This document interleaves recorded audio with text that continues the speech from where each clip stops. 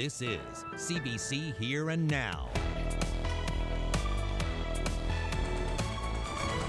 You have no other choice but to do what you can. So you're putting pressure on wounds, and you're holding IV bags and just trying to do what you can to help.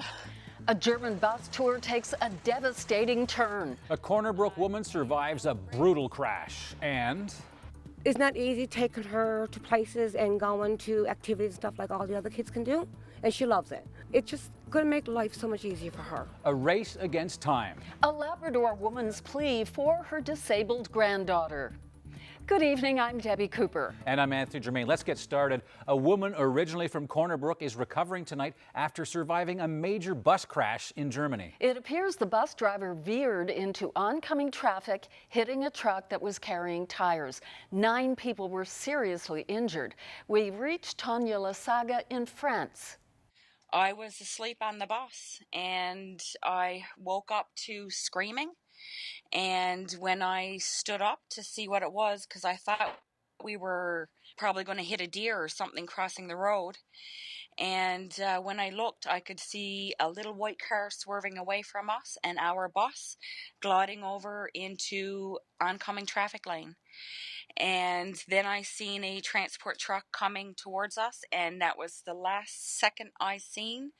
Then it just all happened so fast. It hit, smash, crash. It was probably within maybe 10 minutes. There was 5 helicopters. Then it was police, and then it was the ambulance. And then you could see that the front of the bus had most of the damage. I was sitting closer to the back, which was ironic because when I first got on the bus, I was going to sit at the front because I thought I would be able to see things better. But I was tired, so I decided to go to the back of the bus so I could have a nap. I've thought about that a lot, actually. But I mean, you know, when you see people who need help and you're able to help them, you know, you have no other choice but to do what you can. So you're putting pressure on wounds, and you're holding IV bags, and just trying to do what you can to help. I am now in France, and I have very minimal injuries, and I feel very grateful and thankful to be here, and I love you. Well, it's been a hard day in Harbour Grace. The driver killed in yesterday's crash on Veterans Memorial Highway was a primary teacher at the local school. The crash happened yesterday afternoon when an SUV collided with a school bus. Today, many of the teacher's young students stayed home from class. Counseling support is being offered to students and staff at St. Francis School in Harbour Grace, as well as neighboring schools in Avondale and Carbonear. Well, Premier Dwight Ball says cannabis will be available for legal sale on October 17th, starting at exactly 12:01 a.m. Ball says business owners can establish their own hours, and the province will leave it to operators to make the decision. But cannabis stores in the province can open just after midnight local time. Legalization is less than a week away. Ball says he expects to see marijuana legislation evolve over time. I will faithfully, to the best of my ability, perform the duties and responsibilities of my office. PC leader Ches Crosby is officially an MHA. He was sworn in this morning at Government House by Lieutenant Governor Judy Foote. Crosby won the Windsor Lake by-election last month. He had been serving as the PC leader since last spring, but did not have a seat in the House. Now he's gearing up for the provincial election and says the Premier needs to move the date. I think we know that we need to move the election date because it's too close to the federal one. People get confused, party workers get worn out. There are lots of good reasons to change the date. And, you know, as the junior government, I think it's Newfoundland and Labrador that's going to have to do that. I should mention the legislation governing elections here does allow for the province to move a fall election next year into November if it happens to overlap with the federal election. Now, I spoke with Mr. Crosby after his swearing in, and we'll have that chat for you. That's coming up in about 25 minutes.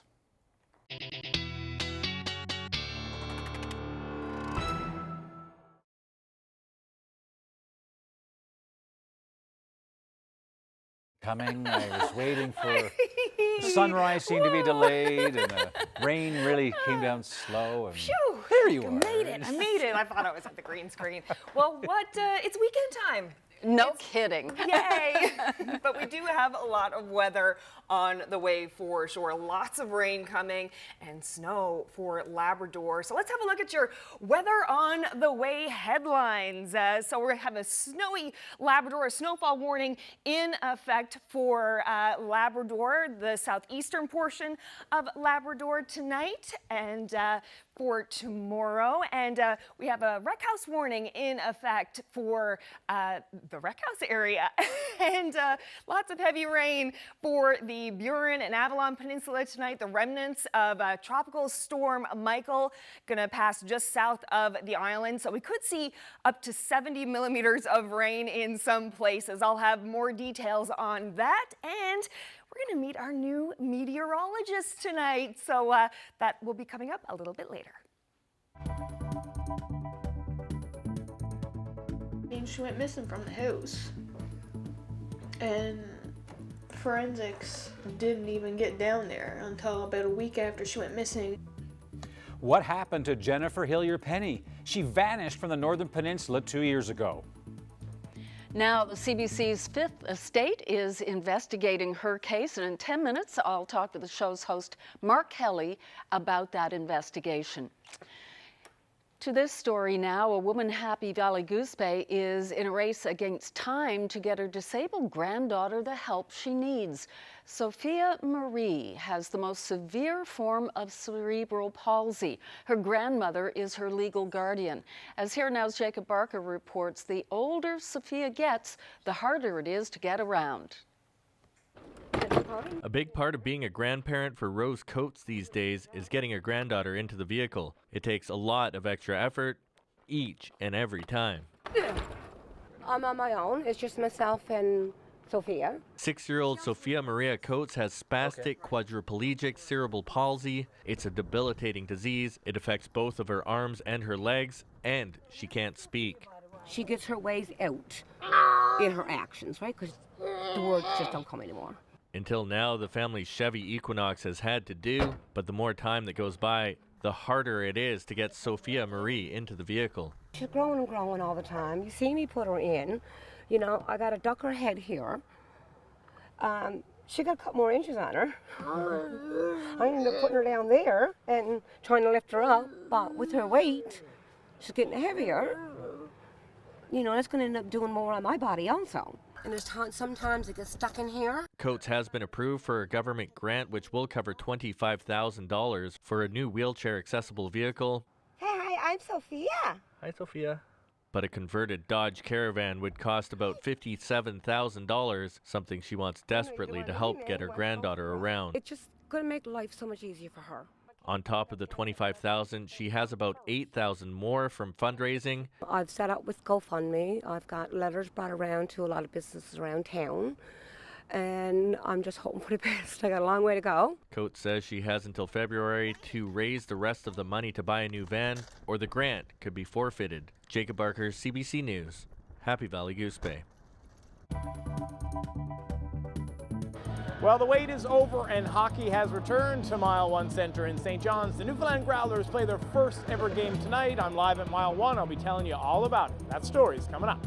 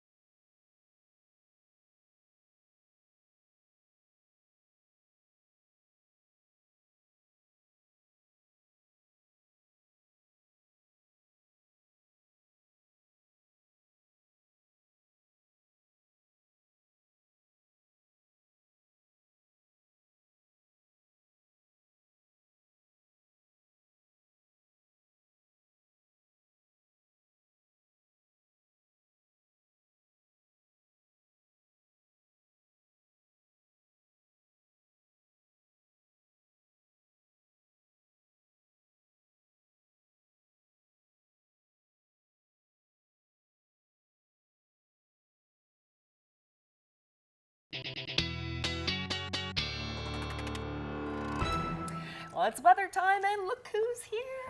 Yes, it's Ashley Brauweiler. I'm going to Brauweiler. Ashley, sorry about that. Last time we were chatting with you, it was FaceTime from Yellowknife. Here you are. I'm here, finally. Yeah. You all settled in yet? No. I just found out my stuff is still in Edmonton, so. Okay. Yeah. All right. Takes a while. I know for my brother, there's lots of snow there already, but it'll get here eventually. Now listen, in preparation, coming from the north as you are, we decided to have a little kind of quiz to help Ashley get used to some of the unique pronunciation in Newfoundland and Labrador. Take a look. Hey, Ashley, here's your first test. Okay. Yeah. Bay Despair.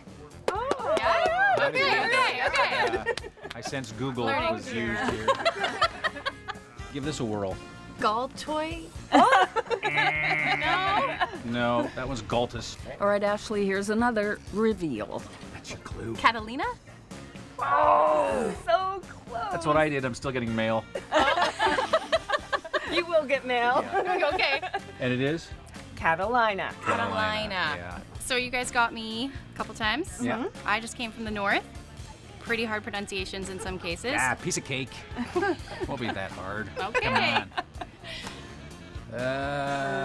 Pangnertung. Okay, so that's how you normally pronounce it, but it's actually pronounced Pungnuktu. Oh, yes, the silent N, the silent T, the silent Of course, yeah. There's 3 Qs? There sure are. 3 Qs? All right, Carolyn, it's yours. Tarquag. Kigitarwach. You are very good. It's close? Close. Okay. Kikitarduak. Kikitarjuak. See, it looks like it is at the end. Yep. You threw me off that last time. Yep. So we didn't do very well, but if you can pronounce those names, I think you're going to be just fine with our place names. I think so. I think it's going to be a lot of me walking around the newsroom saying things out loud. How do you pronounce this? How do I pronounce this? We're all here to help. That's right. Yeah, exactly. That's great. You passed the audition. Yeah. I did. Okay, good. Good. Stay. Yeah. Now it's actually just, making sure that actually happens. I pronounce it After the properly. show, I'll tell you all about Gambo, so you don't repeat that. Yeah. And you know what I'm talking about. There are many, many interesting place names in this province. You'll get to know them all. I'm sure I will. Yeah. So you're not doing the weather forecast tonight. You're No. going to be right here. Your first day is Monday. That's right. So I'm just going to get to the weather now and tell everyone what's on the way. Lots of weather. I'm going to get right to it with our warnings. There's a rainfall warning in effect for the Burin, Southern Avalon, and the St. John's area. 30 to 50 millimeters of rain expected overnight tonight, but could see upwards of 70 millimeters in downpours. And that's from the remnants of Tropical Storm Michael that will be passing to the south of the island. And we still have this wreck house wind warning in effect for this evening. Winds should start to die down overnight, but for tonight they should be gusting around 100 kilometers an hour. So this is Tropical Storm Michael heading towards us. Fortunately, it's not going to hit us too hard. It's going to stay pretty south of the island, but you can see Saturday morning the Avalon Peninsula getting a lot of rain there, but it's going to pass by very quickly. So the rest of Saturday, it should be clearing off. Could see some drizzle. So 30 to 50 millimeters. Could see some thunder showers tonight for the St. John's area, Marystown as well. And temperatures going up a little bit as this system comes through. 25 to 40 millimeters of rain expected for Marystown. Not so much on the west coast, about 2 millimeters there, but it will be quite windy. 5 to 10 for the northeast coast Gander area. For Labrador tonight, we have a little bit of a mix of some snow and showers for the Happy Valley Goose Bay area. Some flurries for Labrador City, about 2 centimeters expected there. So there is a snowfall warning in effect for the southeastern portion of Labrador, and that's going to kick in really tomorrow and into tomorrow night. A special weather statement for the rest through to Labrador City for just the wintry weather that's happening. Just to warn people, if you're driving on the roads, it's going to be pretty snowy out there. So about 15 centimeters of snow expected in southeastern Labrador associated with this. You can see that line going through tomorrow with the snow on one side and the rain on the other side. side. So the northern peninsula looking at some rain tomorrow as well, but pretty cloudy. It's going to be mostly a cloudy day on the island with a chance of some drizzle throughout the day. Temperature's not too bad. Southern Avalon looking at 13 degrees there, 10 degrees in St. John's, about 2 to 4 millimeters of rain in the morning. As we head into central, about 5 millimeters of rain in the Terra Nova, Twillingate area tomorrow, but it's mostly going to be a pretty cloudy day. On the west coast, looking at about 10 degrees as the high winds not too bad. Southwesterly winds gusting up to 40 there. 2 millimeters of rain expected for the Gross Morin area, but it does get quite wet as we head north. So the Straits looking at about 5 to 10 millimeters of rain there, and then that turns into snow as you head more north. About 5 centimeters of snow expected there, and a bit of a mix happening for the Happy Valley Goose Bay area. And some flurries for Labrador City. So it is going to be staying pretty snowy in Labrador for the next few days. I'll have all of those details a bit later. Many in St. Anthony are trying to solve a mystery. What happened to Jennifer Hillier-Penny?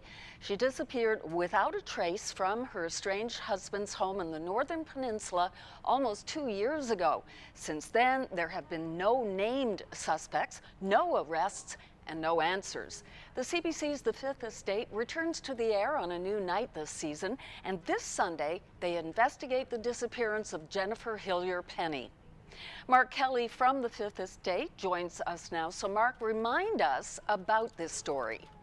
Well, Debbie, Jennifer Hillier-Penny disappeared on November 30th, 2016, and it was a real mystery because from the house where she disappeared, it was her daughter who had discovered that she was gone, but left behind was her purse, her phone, her coat, her car, even her boots, a bathtub full of water. Everything was in the house just as she had left it. Everything was in that house but Jennifer.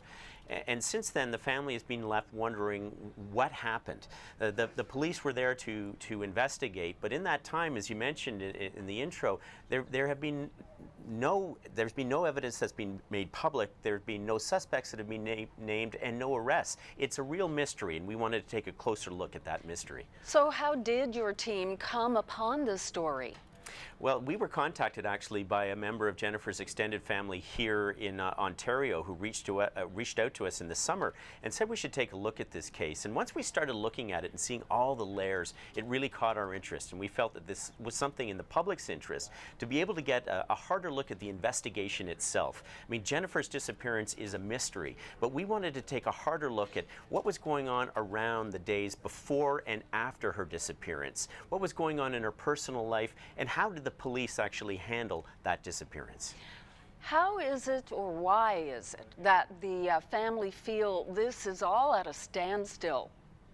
Well, I think it's because that very fact that it's been almost 2 years since she disappeared, and while the RCMP maintains that this case remains an active investigation, and they say that it's a top priority and they continue to have officers dedicated to it, I mean, the family feels that it really has come to a standstill. There have been no developments other than encouraging phone calls from the police and who tell them, you know, things like this take time. I think they've really lost their patience, and that's why they reached out to us. They've been quiet for so long, but now they're taking a harder look at the really crucial days about the first 48 hours after she was found to be disappeared. I mean, we'll take a closer look in our investigation at how the police handled in the minutes after they were contacted and told that she was disappeared. The crucial element here, Debbie, that we're really taking a look at is those first 48 hours. The RCMP thought perhaps that she had left voluntarily, she had needed a break, or perhaps she'd even committed suicide, and they really dedicated their efforts to searching around St. Anthony. But in that time, they didn't actually lock down the house where she had disappeared from. They didn't call the forensics team in for almost a week to be able to take a hard look and treat that house as a potential crime scene. We spoke to Jennifer's daughter Marina, and here's what she had to say about the police investigation.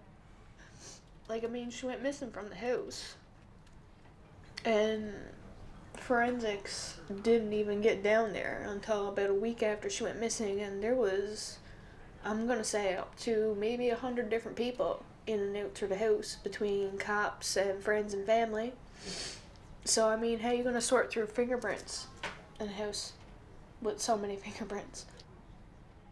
And there are a lot of also family members who've been talking about how people were going through Jennifer's phone, her purse, her belongings, her laptop, information like that, that could have held critical evidence and information for the police, but could also have been compromised by the fact so many people were in that house. What evidence was lost, we don't know. Of course, we've asked the RCMP for an interview to discuss the details of the case. They refused our request, saying it could damage the integrity of that interview.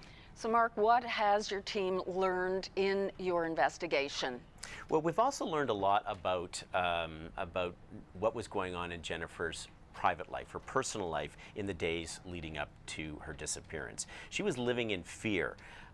She had communicated this with her friends and family about fear that she had for her own safety. So much so that her friends had generated a safety plan to keep tabs on her movements throughout St. Anthony, to make sure she was safe when she was going to her home and going to work and coming back at the end of the day. A lot of fear about what could happen. In fact, she had communicated with some friends that she felt she was going to die.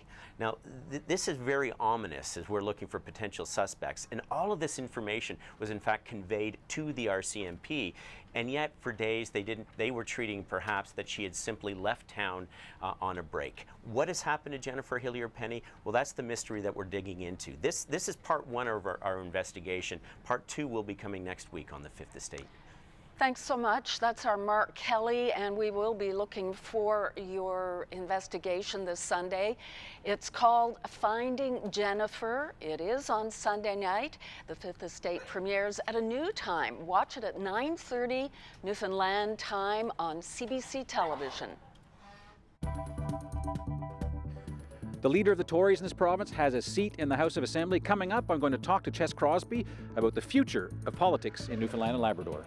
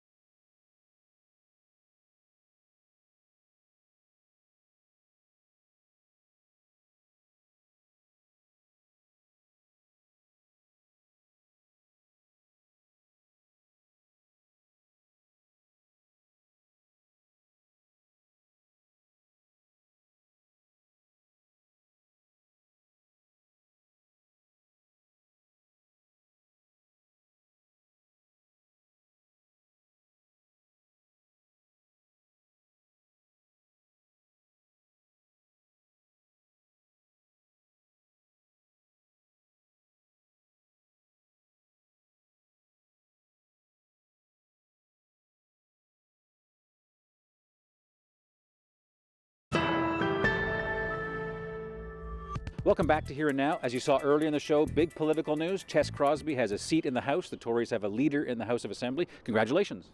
Thank you. It's been a while to get here, but it's satisfying. It certainly has. Now, I'd like to focus on the next year in Newfoundland and Labrador politics, and that has to do with the election. What are your thoughts about how things are going to work in 2019? Well, one unknown. I think we know that we need to move the election date because it's too close to the federal one.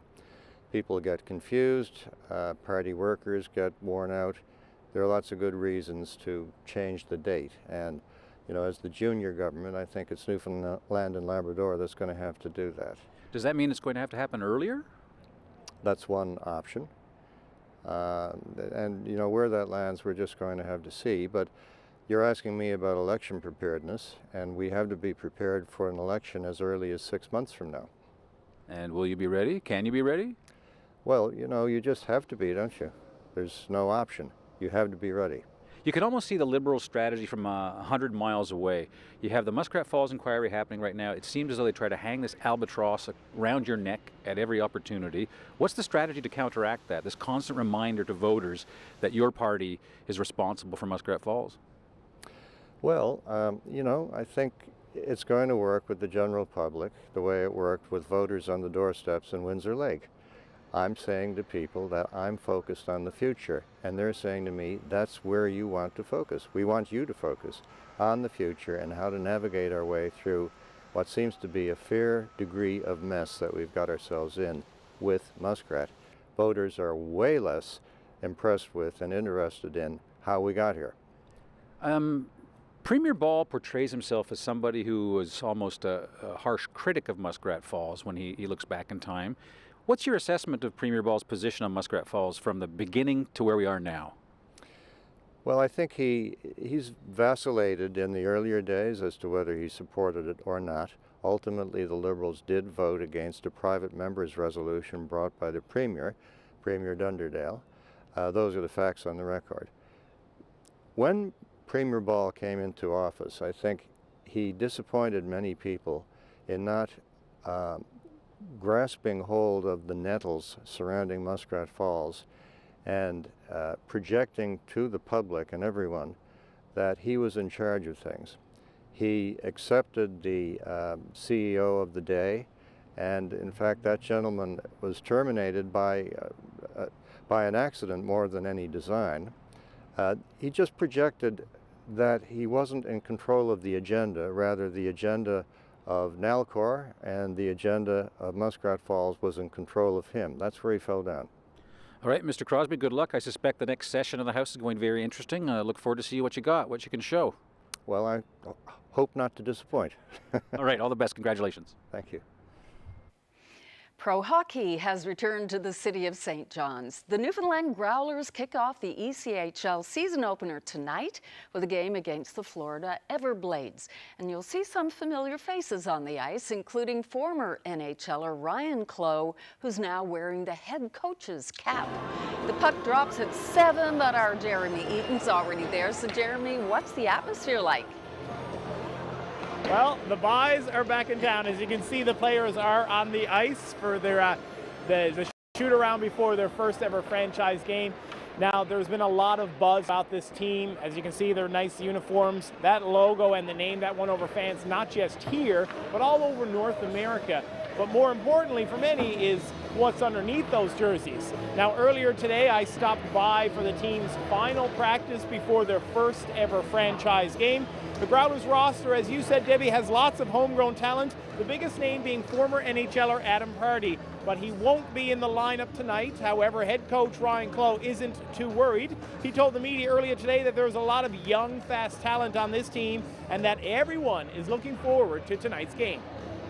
I've had home openers at the NHL level, I had home openers as an assistant coach, and it's been pretty standard. I haven't really been nervous. This is probably the first time in a long time I've had some butterflies, and I think from a coaching standpoint, once the game starts, there's not much you can do. You just got to, you have to have your team prepared and make some adjustments, but it's a little bit out of your control, which always worries you a little bit. When you're a player, you can take charge of things, but there's some butterflies, but that's a good excitement. I think it's absolutely amazing. We're really excited about it. Certainly, St. John's is no stranger to minor league hockey, but great to have them in the ECHL. Kind of puts a new flavor on our North Division. And I'm excited for the crowd, excited to have hockey back here. The players are really excited about it. They've been talking about it, and a lot of these guys have never played here, never had to experience a crowd here. So hopefully it's electric, and hopefully we'll give them something to cheer about. Well, the fans are already starting to show up. The players are excited. Ryan Clough is excited. And as for the fans, well, this stadium holds 5,800 people, and you won't be able to find a ticket here tonight. Alan Doyle will be singing the national anthem. The NSO is here with Kelly Al Evans. It's going to be a pretty wild opening night for the Newfoundland Growlers. Reporting live for Here and Now, I'm Jeremy Eaton at Mile 170. There's a 52-foot aluminum sailboat docked in St. John's. It's from New Zealand, and the man who built it has been sailing the open ocean for more than 40 years. On the Go host Ted Blades asked him to tell him his story. Well, I cruise more and more now to the very isolated areas of the world. That's what I'm looking for. And somewhere like Newfoundland is a great spot to use as a jump-off point. Well, I've been doing this for 44 years. What more could you want? I look back on my life and I think I am so lucky. I feel so privileged. Nothing to do with born with a silver spoon in my mouth. I actually grew up for a few years of my life in New Zealand in an orphanage.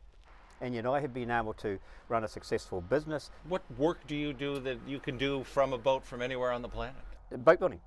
Yeah, I set up a boat building yard. I've set up 4 or 5 yards now around the world, and I work for a period, do the contracts that I've got, because in the process of travelling, people say, I want you to build me a boat. So it comes to a point where if I find the right place, I stop and I build the boats. I got to ask you the big question though, is like, why? Why do you do this? How has this become your lifestyle?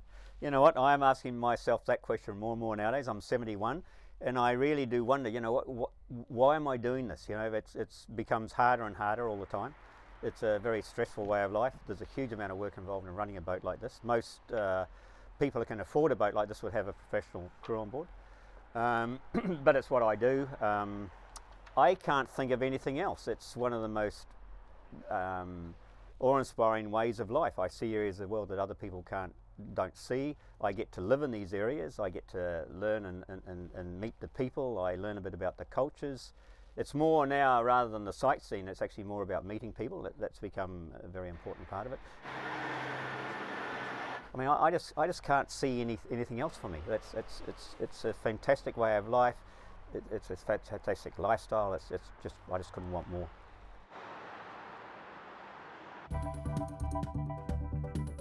People saying that it's rats, the mall ain't having none of that. Still, it's rodent habitat.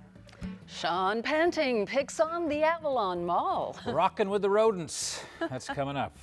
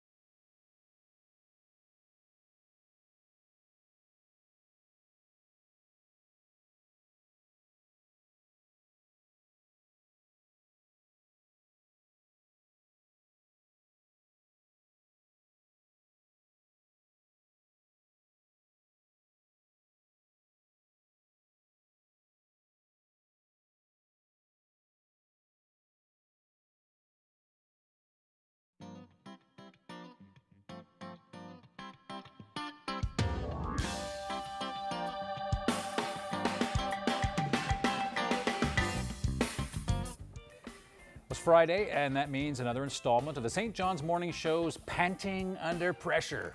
The Challenge. Musician Sean Panting writes and performs a hot topic tune suggested by radio listeners, and he's got an hour to turn it around. That's the pressure. Today's offering a melody about mall mice.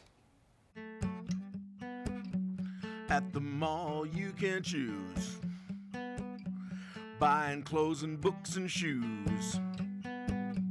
Star is Born is playing next at the local Cineplex. It's Gaga's cinema debut. Bradley Cooper's in it too, getting halfway good reviews. As the lights go down you sit, something moving, what is it?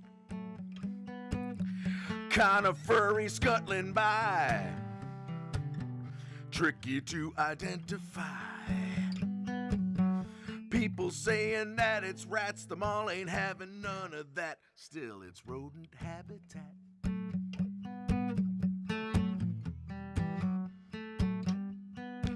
Now we got standards, we got laws, health departments on the job, management and powers that be say we take it seriously. Pretty good but also vague. People think bubonic plague and it's keeping them afraid.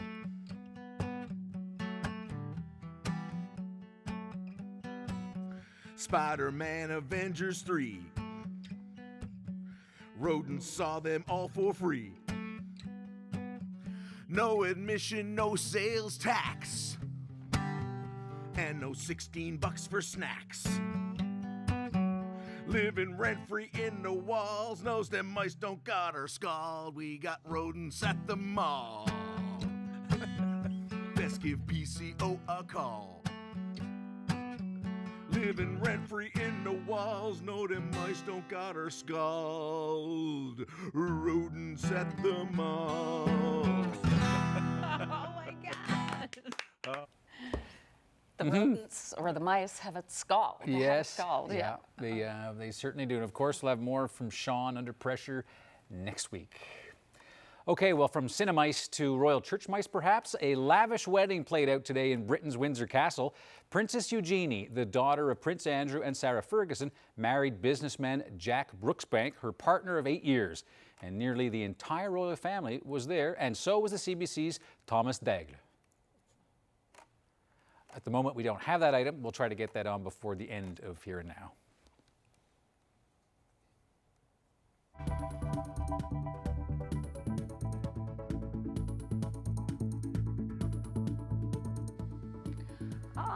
Here we are, live shot just outside the CBC studio in St. John's. The parkway there. It's a pretty wet evening, and it's going to get even wetter. There's a rainfall warning in effect for the St. John's area in southern Avalon and the Burin Peninsula. Could see up to 70 millimeters of rain in some places. I'll break it all down for you after the break.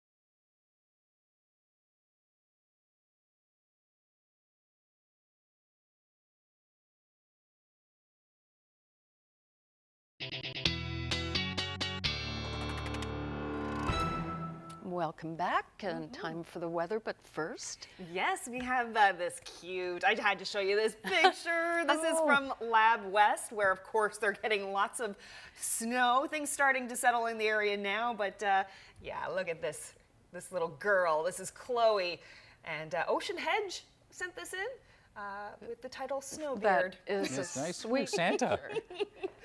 And he's got the right coat for it. Absolutely. Lots of puppy dogs enjoying the snow up there for sure, and lots more snow on the way, particularly if you are in the southeastern portion of Labrador. I'll get to that in just a second, but first I'm going to do a recap of our warnings that are in effect for tonight, because there is a lot of rain coming. Could see 30 to 50 millimeters for the southern Avalon, St. John's area, and the Burin Peninsula. So yeah.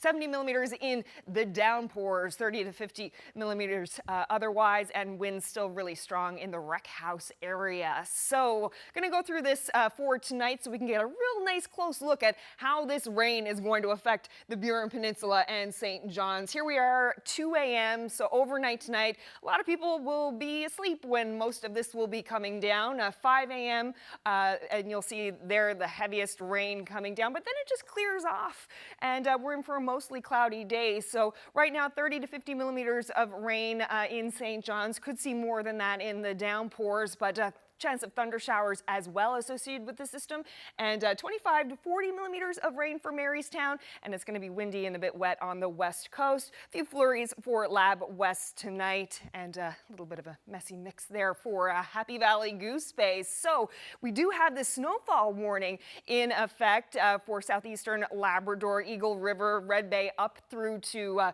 just below Black Tickle there. So about 15 centimeters rather of rain, of snow expected for that area. Not used to talking about snow. This is all new, right? So that's what we're expecting tomorrow. It's going to start tomorrow, and it's going to continue throughout the night. So that's a total accumulation of about 15 centimeters of snow.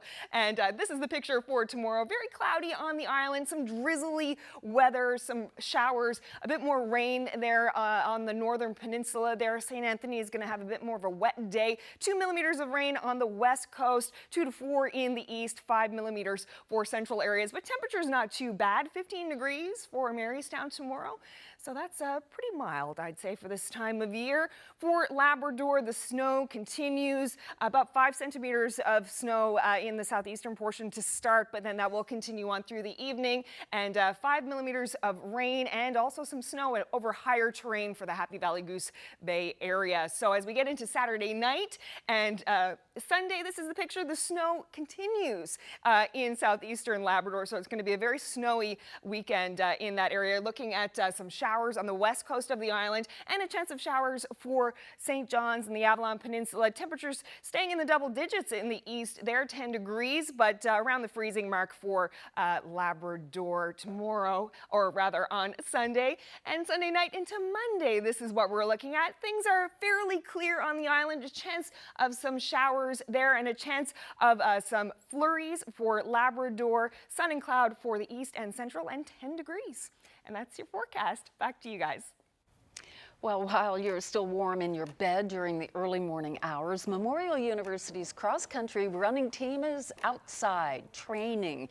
The men and women's teams are New Brunswick-bound today for a cross-country meet. And as Jeremy Eaton learned, the crew is getting pretty creative when it comes to its training, so he headed to Larch Park in St. John's and tried his very best to keep up with them.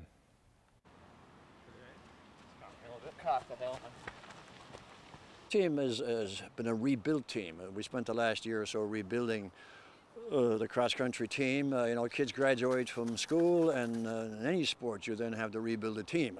So I think it's one of our better teams in recent years. Lots of strength, lots of speed. So I'm very optimistic we're going to have a good championship race late in the month. Cross country is completely different. It's really hilly. You're running through grass and mud, and yeah, it's definitely really different than road racing. Ran our first meet at St. Francis Xavier University a few weeks ago. We finished second in the team standings behind St. FX.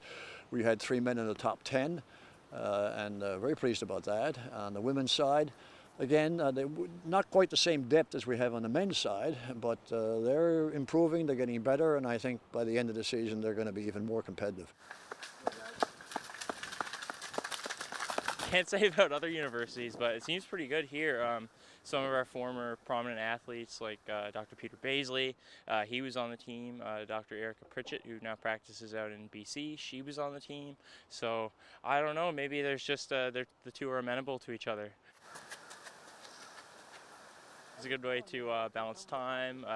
It's good for my own personal wellness and mental health. I think it's a good kind of stress reliever. Great camaraderie too. It's definitely an awesome experience. I love getting up in the morning and running with my friends. It's great. At the end of the month, we go to the championship, hosted this year by Dalhousie, Point Pleasant Park in Halifax, a traditional place for cross-country running. So we're looking forward to that. We're in pursuit of a medal. We've got a strong team, and I think we're going to have a shot at a medal in the team category this year. Well, back to the Royals now. A lavish wedding played out today. Princess Eugenie, she's the daughter of Prince Andrew and Sarah Ferguson, married businessman Jack Brooksbank, and the whole royal family was there, and so was our Thomas Daigle. What a windy day here in Windsor for the second royal wedding of the year, and it was inescapable. There were going to be endless comparisons between this service and the one we saw in May for Prince Harry and Meghan Markle here at St. George's Chapel. So instead of trying to outdo them, Princess Eugenie and Jack Brooksbank did things their own unique way, with the Italian tenor Andrea Bocelli singing.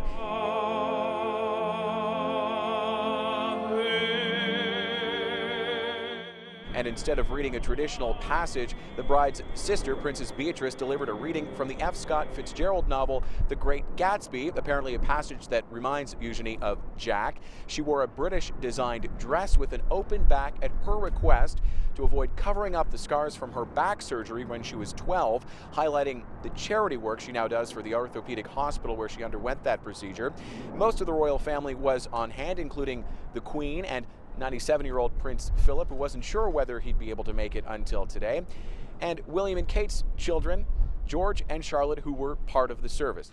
And afterward, just like Harry and Meghan, the newlyweds toured around Windsor in a horse-drawn carriage, a shorter ride than the one we saw in May. The procession route chosen to avoid crowd comparisons to that other wedding. The ceremony may be over, but the parties are going to continue well into the weekend. The bride will return to her day job at an art gallery in London. She is 9th in line to the throne, but today she had her one big day in the spotlight. Thomas Daigle, CBC News, Windsor, England. There was a passing of the torch today from Canada to Rwanda at the International Organization of the Francophonie. That's former Governor General Michael Jean, the only non-African Secretary General of the Francophonie, congratulating the organization's new Secretary General. Canada joined the African Union and France in naming Rwandan Foreign Minister Louis Mushikiwabo the next leader of the organization.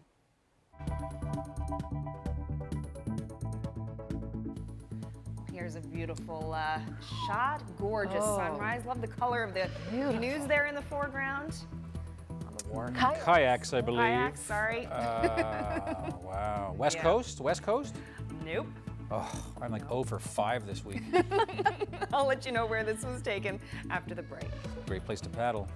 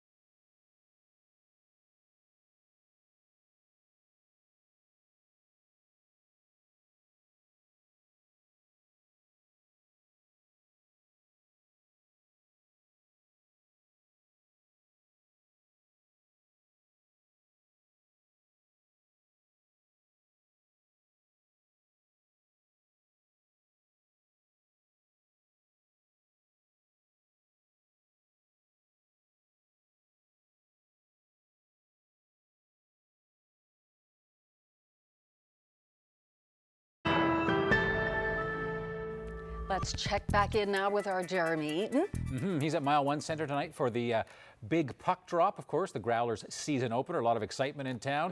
So, Jeremy, not long now until the first period starts. How's the mood there? Well, it's filling up really, really quickly here. There are a lot of fans in the seat. You can't see anything because it's dark, because they're going to announce the lineup for the Florida Everglades. That's the team that the Newfoundland Growlers are playing tonight. So they're about to, there is some pyrotechnics, I'm told, but we might not be able to see them. So they're slowly going to announce the opposing team from Florida that they'll play in their first ever game here at Mile 1 Center in the ECHL. They're rolling out a little bit of red carpet to my left here now, and that's where Alan Doyle will sing the ode to Newfoundland as well as O Canada. And there's going to be a color guard. And I also hear, after more than a year absence, that Buddy the Puffin will be returning to the ice surface here tonight. So I understand they have something pretty big planned. But it's pretty electric here tonight, and people are pretty excited. But I'm going to take all the fun in for myself, and I'm going to throw it back to you in the studio. Reporting live, I'm Jeremy Eaton for Here and Now. Yeah, that's going to be quite the night down there. Buddy the Puffin, the NSO, Alan Doyle. Big party. Yep. Well, it's Friday, so time now to see who's celebrating birthdays and anniversaries. Happy 50th wedding anniversary to Ron and Ren Perry. Happy 54th anniversary greetings to Banfield and Eva Fudge of Milltown, originally from Ramia. They celebrated on October 8th. Happy 50th anniversary to Russ and Laverne Langdon of Cornerbrook, celebrating today. Happy 60th anniversary to Agnes and Bruce Burry of Botwood, who celebrated yesterday. Happy anniversary to Baxter and Elsie Adams of Milton Trinity Bay. They celebrated their 55th anniversary on the 18th. And a happy 98th birthday wishes out to Lossie Pitcher from Greens Harbor. Happy 91st birthday yesterday to Catherine Babstock from Eastport, now in Glovertown. And a happy birthday to Grace Legg from Creston, South Marystown, who celebrated her 90th on Wednesday. And wishing Catherine McKinnon in St. Augustine, Quebec, a happy 92nd birthday today. And congratulations to Edna and Alan Lambert on their 50th wedding anniversary. It was on Sunday the 7th. Happy 90th birthday greetings to Shirley Bursey of St. John's. Happy birthday to Blanche Cooper of Gander, who will be celebrating her 97th birthday on the 16th. Happy 50th wedding anniversary today to John and Frances Evoy of Mount Pearl. Happy 54th anniversary to William and Rosalie King, formerly of Lethbridge, now living at Thorburn Lake. Their special day was Wednesday. Happy anniversary to Frida and Nathaniel Bartlett of Georgetown, now living at Collingwood Downs. They'll celebrate 65 years of marriage on the 16th. And a happy 62nd anniversary to Harry and Rosemary Phillips in St. John's. They'll celebrate next Wednesday, the 17th. And anniversary greetings also to Curtis and Eleanor Bungay in Burgeo, who will celebrate their 61st wedding anniversary this Sunday. Congratulations. And a happy 58th anniversary this Monday, the 15th, to Bill and Eileen Rule in Placentia. It's a 60th wedding anniversary coming up on Monday as well for Ron and Marjorie Penny in Bishops Falls. And happy anniversary to Alma and Charlie Anderson in Burgeo, celebrating 59 years of marriage this Sunday. Happy 95th birthday to Leonard Pye of Lethbridge. Happy 93rd birthday to Ross Randall in Clarendale, whose family says he is a fine old skipper. Happy birthday to Joseph Hopkins of Greens Harbor, who was 91 years old on the 9th. And happy 60th wedding anniversary to Frank and Elsie Lade of Mount Pearl. Their anniversary is coming up on the 15th. Fine crowd for sure, and this is a fine photograph. Our viewer photo of the day. This was taken up there. Yes, Little Bay Islands. Little Bay Islands, gorgeous spot too. Fantastic. I haven't been there. So many places I haven't been. I'm realizing when all these gorgeous pictures come in. Yeah, thank you very much to Georgina Parsons for sending that in. And if you have a photo, please email it to us at nlphotos@cbc.ca. And in the future, you'll be sending your pictures in for Ashley, who starts on Monday. We're excited about that. So I guess it's time to pass the clicker. Officially over to you. And Carolyn Stokes is staying with us, of course. She'll be a big part of the Here and Now team as a reporter. Yes, take this guy back. So look forward to seeing heading out you. to the field. There we go. And it's been an absolute pleasure working with you, and I can't wait to work with you, Ashley, so thank you. And of course, Carolyn will be by and by sometimes when Ashley is away, so filling in whenever we've got needed. a pretty good team going here. You nervous? A little bit. Okay, good. You're gonna be it's great. good. You're gonna be great. We'll see you on Monday. Have a wonderful weekend. See you on Monday. Good night. Good night.